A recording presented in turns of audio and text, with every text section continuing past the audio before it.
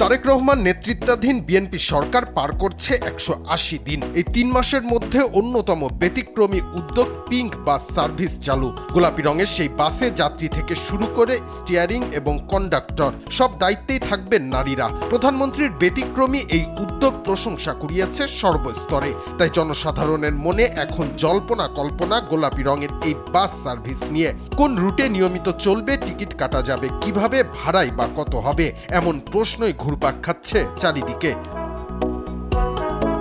শুধু ঢাকায় নয়, প্রাথমিক পর্যায়ে ঢাকা, চট্টগ্রাম ও বগুড়ায় মোট 13টি রুটে চলবে 14টি পিঙ্ক বাস। এর মধ্যে ঢাকাতেই থাকছে 10টি বাস, যার মধ্যে রয়েছে নতুন বাজারের কোকাকোলা থেকে মতিঝিল রুট। এই রুটে কোকাকোলা ও নতুন বাজার হয়ে বাস যাবে উত্তর বাড্ডার দিকে। এরপর মধ্য বাড্ডা, মেরুল বাড্ডা ও রামপুরা হয়ে বাস পৌঁছাবে আবুল হোটেলে। সেখান থেকে মালিবাগ, কাকরাইল ও পল্টন হয়ে বাস যাবে গুলিস্তানে। সবশেষে গুলিস্তান পেরিয়ে পিঙ্ক বাস পৌঁছাবে মতিঝিলে।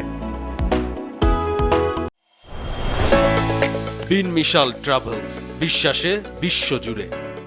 আরেকটি গুরুত্বপূর্ণ রুট হলো তালতলা থেকে মতিঝিল। এই পথে তালতলা থেকে বাস চলবে খিলগাঁও রেলগেটের দিকে। এরপর বাসাবো, বৌদ্ধ মন্দির ও মুগদা হয়ে বাস পৌঁছাবে কমলাপুর রেল স্টেশনে। কমলাপুর থেকে আরামবাগ ও শাপলা চত্বর হয়ে বাস যাবে মতিঝিলের দিকে। অর্থাৎ দক্ষিণ ও মধ্য ঢাকার ব্যস্ত এলাকার নারী যাত্রীরাও এই সেবার আওতায় আসছেন।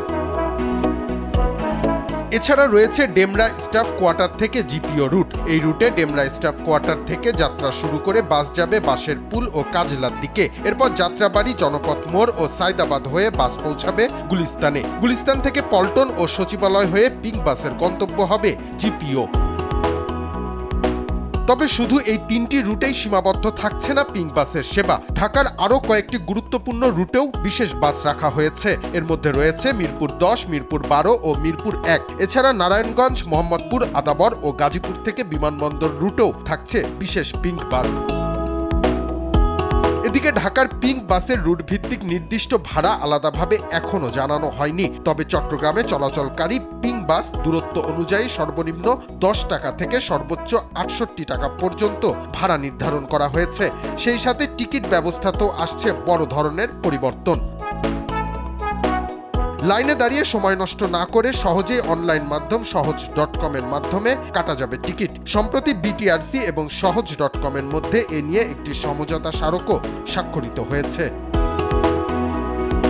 রিশাম সাহাব, দেশ টিভি।